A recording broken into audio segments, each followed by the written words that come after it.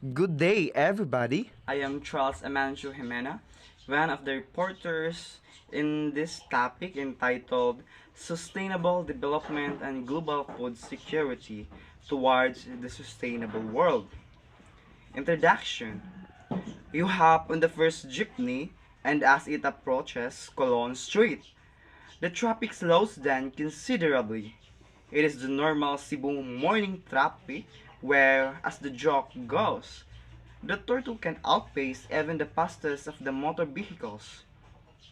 You look out of the window and see the smoke coming out of the diesel vehicles. As you lift your head up to the sky, you see nothing but smog, courtesy of the cars and buses, as well as plants in several industrial sites located alongside the Mactan Channel. You notice the oil spots in the sea, not to mention the tons of influenced human and non-human waste floating alongside each other. In the city you live in, there is a dying river, an increasingly poisonous sky, an enormous amount of waste, and a declining quality of life. So, when we say Cebu, Cebu gud kay mo gani siya ang lugar niya kana gani more on kanang known gani siya sa iha traffic area gani kay tungod sa kadaghang mga sakyanan, sa kadaghang mga buses, then kuan po na siya kanang muna siya naka-cause or kanang tungod sa ka-traffic, tungod sa kadaghang mga sakyanan, nag-cause sa mga air pollution ba nga ato lang makitaan sa mga kalsada gani ig-agi na to kay ang mga smog kanang smog gani mga aso nga nagpalibot niya ang kabaho ang kasingaw sad sa dagat ang kabaho sad sa singaw sa dagat nga ang mga basura gipataka na ngadto na lang gipanglabay sa mga katawhan inana. The world's leading environmental problems.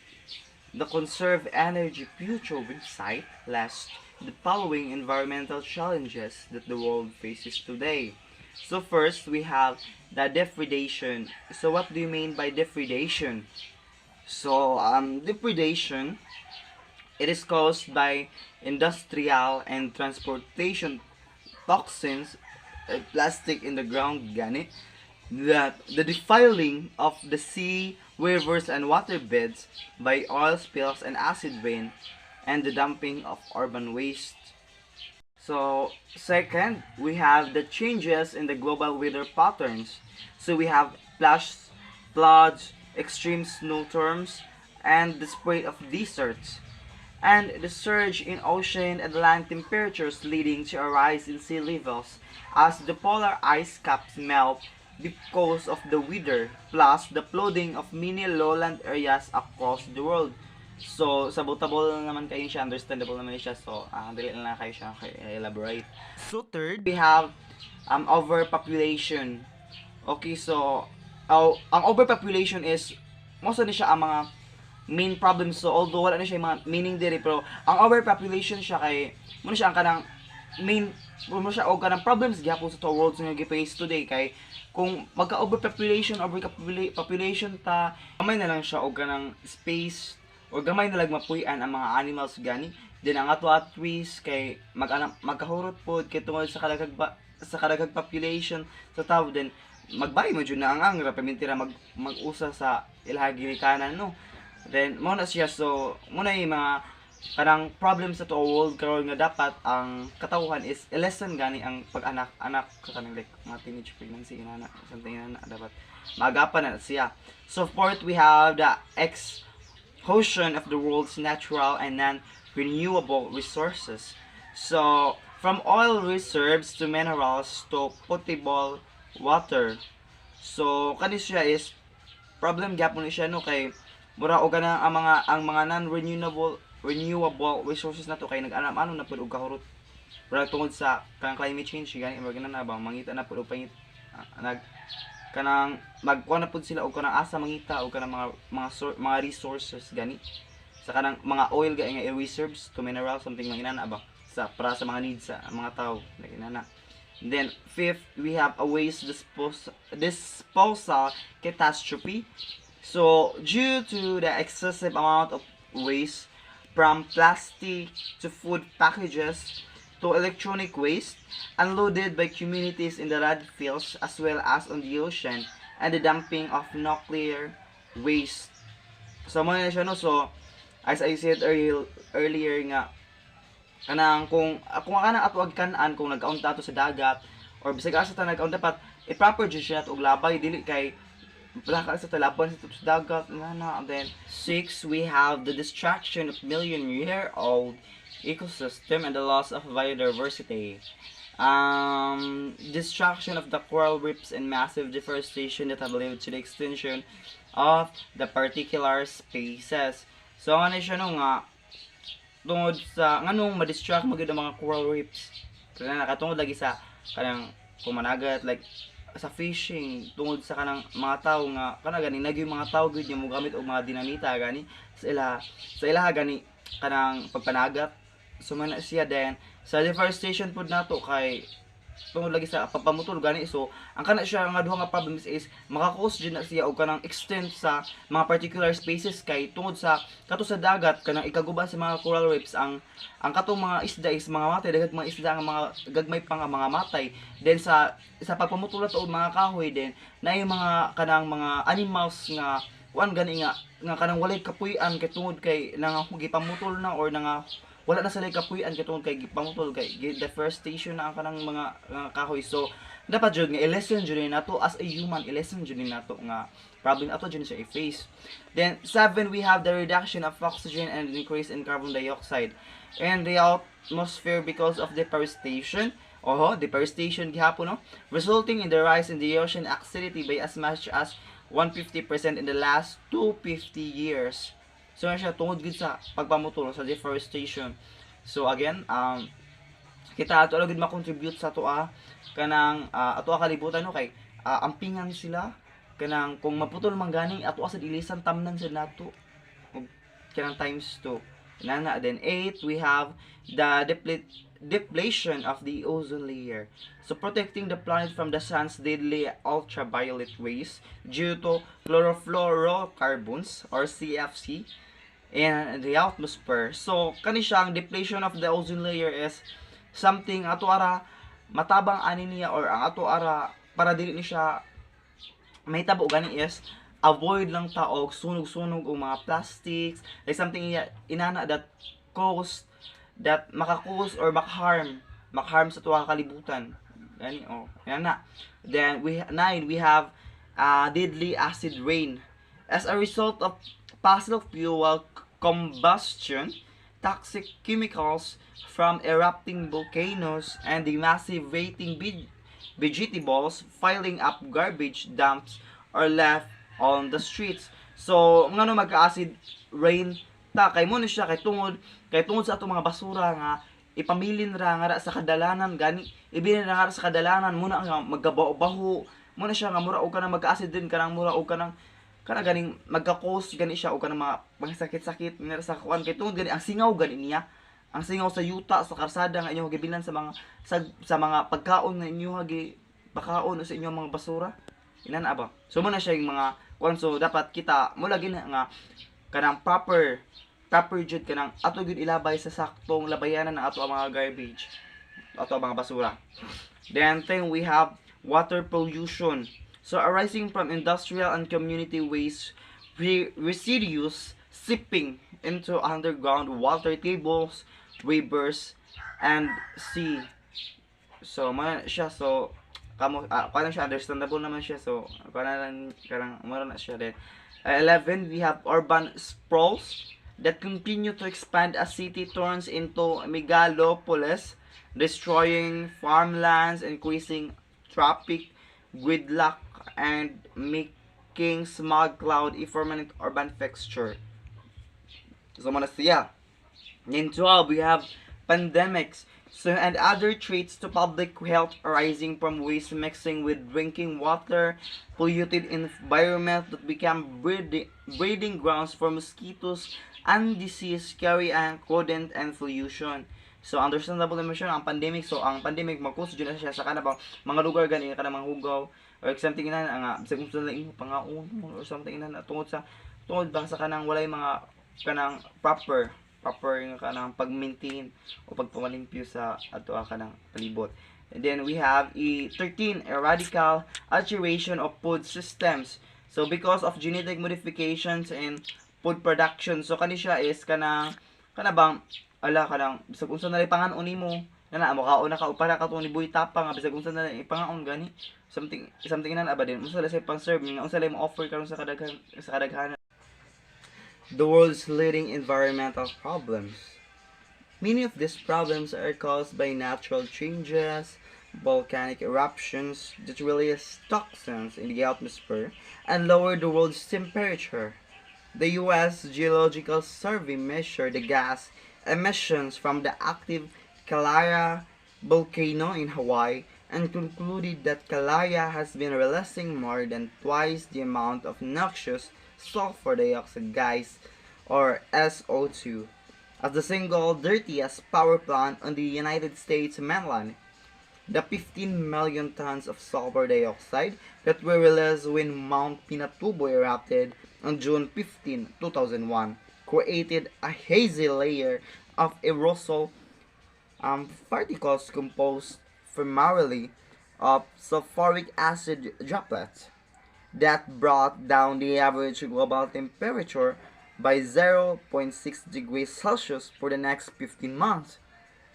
Volcanologists at the University of Hawaii added that Pinatubo had released 15 to 20 megaton of sulfur dioxide into the stratosphere to offset the presence of global warming trends and severely impact the ozone budget.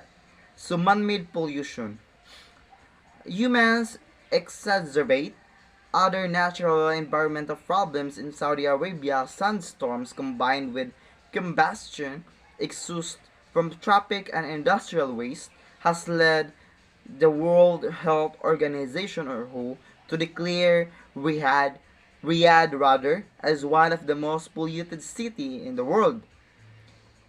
It is this human contribution that has become an immediate cause of worry. Coal fumes coming out of industries and settling down in surrounding areas contaminated 20% of China's soil, with the rice land in Hunan and Zhou found to have heavy metals from the mines threatening the food supply. Greenpeace India reported in 2015 air pollution in the country was at its worst, aggravated by the Indian government's inadequate monitoring system. There are only 17 national air quality networks covering 89 cities across the continent. Furthermore, 94% of Nigeria's population is exposed to air pollution that the WHO warned as reaching dangerous levels, while Gaborone, the capital of Botswana and the seventh most populated city in the world, the emission of aerosols and other gases from car exhaust, burning of wood or garbage, indoor cooking, and diesel-fueled electric generators and petrochemical plants are projected to quadruple by 2030.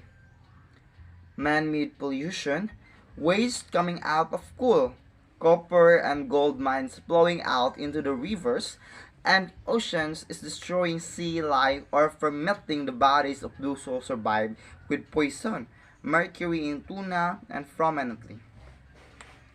The biggest copper mine in Malakand in India discharges high levels of toxin. Excuse me. High level of toxins. Then, while in China, the tailings from the operation of the Zanji ecological mining land producing 12,000 tons of gold per year have caused pollution and safety problems. Conditions in China have become very critical as the toxic byproducts of production processes are being produced much more rapidly than the earth can absorb.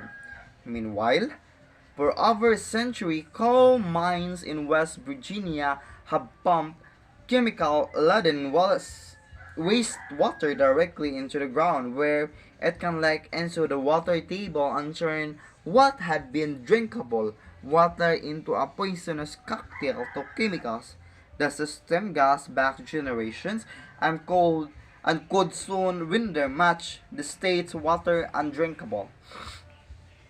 Man-made population pollution in West Africa has affected the atmospheric circulation system that controls everything from wind and temperature to rainfall across huge swaths of the region. The Asian monsoon, in turn, had become the transport of polluted air into the stratosphere. Excuse me. The atmosphere, and scientists are now linking Pacific storms to spread of pollution in Asia. Aerosol is tagged the culprit in changing rainfall patterns in Asia and the Atlantic Ocean. This and accelerated the pace of desertification in certain areas. 20 years ago, there were over 50,000 rivers in China. In 2013, as a result of climate change, uncontrolled urban growth, and rapid industrialization, 28,000 of these rivers had disappeared. So man-made pollution, aerosol emission, people's health has been severely. An archived article in the journal Scientific American blamed the pollution for contributing to more than 500,000 premature deaths each year at the cost of hundreds of billions of dollars.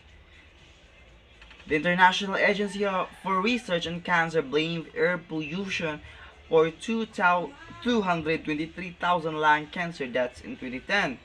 In Indonesia and Malaysia, the link between forest fires and mortality had been well established. The aforementioned coal mining in West Virginia mentioned above has also made people sick, some with rare cancers, little kids with kidney stones and premature deaths, and children born with congenital disabilities, and adults having shorter life expectancy. Man-made pollution. It has been the poor who are most severely affected by these environmental problems. Am I right? Yes. Their low income and poverty already put them at a disadvantage. By not having the resources to afford good health care, to live in unpolluted areas, to eat healthy foods, etc. In the United States, a Yale University research team studying areas with high levels of population observed that the greater the concentration of Hispanics, Asians, African Americans, or poor residents in an area, the more likely that dangerous compounds such as vanadium nitrate and zinc are in the mix of fine particles they breathe. 5,200 in India studies on adult health reveal that 46% in Delhi and 56% of in Calcutta have impaired lung function due to air pollution. Man-made pollution. In China, the toxicity of the soil has raised concerns over food security and the health of the most vulnerable, especially the peasant communities and those living in factory cities. In 2006, 160 acres of land in Shinma, China was badly poisoned by cadmium. 2 people died and 150 were known to be poisoned. The entire village was abandoned. Hong Kong faces the same problem as well. In metropolitan Manila, 37% of 4 million people of the population live in slum communities area where the effects of urban environmental problems and the traits of climate change are also most pronounced. Due to their hazardous location, poor air pollution and solid waste management, where disaster waste management, and limiting coping strategies of households. The unhealthy environment deepens poverty and increases the vulnerability of both the poor and non-poor living in slums, and excludes the slum poor from growth. Man-made population. One of the major ironies of urban population is that the necessities that the poor has access to are also the resources of the problem. The main workhouse of the public transport system is the largest contribute is the bus. However, because it runs mainly on diesel fuel, it is now considered one of the most largest contributors to environmental pollution problems worldwide. This problem is expected to worsen as the middle classes and the elites buy more cars and as the road systems are improved to give people more chance to travel. The other mode of transportation that the poor can afford is the motorbike, also called the two and three-wheeled vehicles. According to the Century for Science and Environment in Delhi, India, two-wheelers form of strategy or staggering 75% and 80% of the traffic in the most Asian cities. Motorbikes burn oil and gasoline and emit more smoke, carbon monoxide, hydrocarbons, and particulate matter than the gas oil four-stroke engines found in newer motorcycles.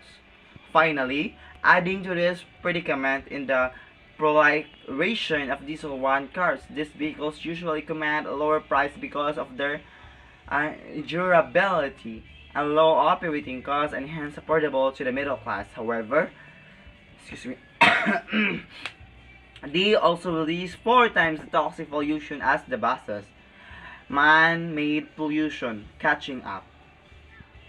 These massive environmental problems are difficult to resolve because governments believe that for countries to become fully developed, they must be industrialized, urbanized, and inhabited by a robust middle class with access to the best modern amenities. A developed society accordingly must also have provision for the poor, jobs in the industrial sector, public transportation system, and cheap food. Food depends on the country's free trade with other food producers. It also relies on the modernized agricultural sector in which toxin technologies such as fertilizers or pesticides and modified crops, etc., high-yielding varieties fries ensure maximized productivity.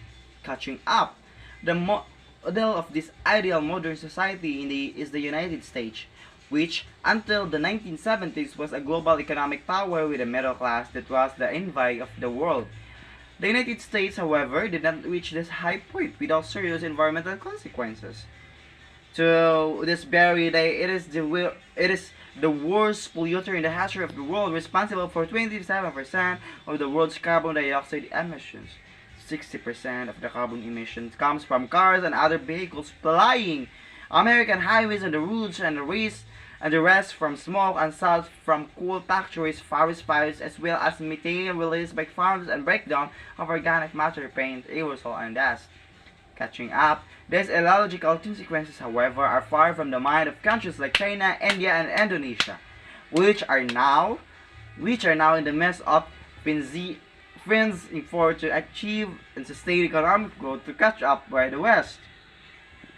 In the desire to develop and improve the standard of living of their citizens, these countries will opt of the goals of economic growth and cheap energy, which in turn will encourage energy overconsumption, waste, and inefficiency, and also fuel environmental pollution. While the industrial sector still having a small share of the national wealth, these countries will be using first their national resources like coal, oil, forests, and agricultural products. Yeah, and minerals to generate a national kitty that could be invested in industrialization. Catching up, these extractive economies, however, are terminal economies. The resources which will be eventually depleted are also sources of pollution. In Nigeria, Niger Delta oil companies have caused substantial land, water, and air pollution. Nigeria is caught in a band of it wants to maintain its current economic growth path and sustain its derived poverty reduction. The very polluting oil exploitation and production will continue to be a dominant economic activity. If the United States lets its environment suffer to achieve modernity and improve the lives of its people, then the developing countries see no reason, therefore, why they could not sacrifice the environment in the name of progress. That will be all. Thank you. Good day, everyone. So, I'll be discussing the climate change and the global food security. So, first is we have the climate change. Governments have their own environmental problems to deal with, but the state's ecological concerns become worldwide due to the global warming. Global warming is the result of billions of tons of carbon dioxide coming from coal-burning power plants and transportation, various air pollutants and other gases accumulating in the atmosphere. These pollutants trap the sun's radiation, causing the warming of the Earth's surface. With a current amount of carbon dioxide and other gases, this greenhouse effect has speed up the rise in the world temperature. So the greenhouse effect is the process through which heat is trapped near Earth's surface by substances known as greenhouse gases. So kani sa climate change, di ba ato mga na-experience karon is tungod gyud ni siya sa climate change. So dapat karon unta ang ato unta panahon karon is ting-uwan basta January gyud na siya, ting-uwan gyud na siya, pero ato na-experience karon is ting-init. So sa last month sa katong bare months pa, imbis ang ato experience nato kay ting-uwan, ang ato experience is tag-init ra gihapon.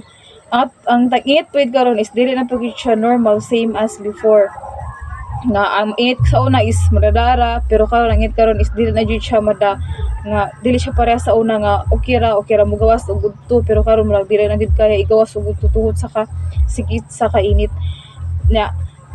So tungod anang ato mga experience karon is tungod ra pud na sa climate change, then hinungdan pud sa climate change is tungod ra pud nato sa atong paggamit sa kanang mga transportation like sa mga motor, sa mga sakyanan nya, magsunog og bisan unsa, magsunog plastic, magsunog sa mga kahoy nga dapat dili unta na siya, dapat ato na i-avoid para kanang ma-avoid nato ang climate change nga ato mga experience karon, mabalag ta sa normal nga same as sa una. Combating global warming. More countries are now recognizing the perils of global warming. In 1997, 192 countries signed the Kyoto Protocol to reduce greenhouse gases. Following the 1992 United Nations Earth Summit, where a framework convention for climate change was finalized. The protocol set targets but left it into the individual countries to determine how best they would achieve this goal. So ang kaning Kyoto Protocol is mao ni siya ang maka-reduce sa greenhouse gases nga at least makatabang sa kanang countries nga kanang murag daghanid kaayo ang kanang mga effects sa mga greenhouse. So ang kaning Kyoto Protocol is mao siya ang mo-limit o mo-reduce sa greenhouse gases. The following treaty to the Kyoto Protocol is the Paris Accord, negotiated by 195 countries in December of 2015, and seek to limit the increase in the global average temperature based on the target goals as recommended by the scientists. So ang kaning Paris Accord's central aims is to strengthen the global response to threat the climate change by keeping a global temperatures rise this century well below 2 degrees Celsius above pre-industrial levels, to pursue efforts to limit the temperature increase even further to 1.5 degrees Celsius. So ang kani siyang Paris Accord is murag hapon na siya og Kyoto Protocol nga molimit kan siya, mas molimit ni siya sa temperature nga dapat dili ang temperature sa usa ka countries is dili siya mo increase, dapat kanang bisan nalang siya sa 1.5 degrees Celsius ang temperature sa usa ka country. When the local alliances between the states, schools, and communities are replicated at the national level, the success becomes doubly significant. In Japan, population pressure forced the government to work with the civil society groups, academia, and political parties to get the Parliament to pass a blizzard of laws 14 passed as once and became known as the Pollution Diet of 1970. So, Pollution Diet of 1970 introduced 14 laws designed to enforce recognition of issues and begin changes. So, ang kaning Pollution Diet of 1970 is mura ni siya og mo change sa mga problems, mo change sa mga issues nga ato mga experience karon like sa Japan ano sa Japan karon ang kaning Pollution Diet of 1970. So next is we have the global food security. The demand for food will be 60% greater than it is today, and the challenge of food security requires the world to feed 9 billion people by 2050. by Brenny to 2016. Global food security means delivering sufficient food to entire world population.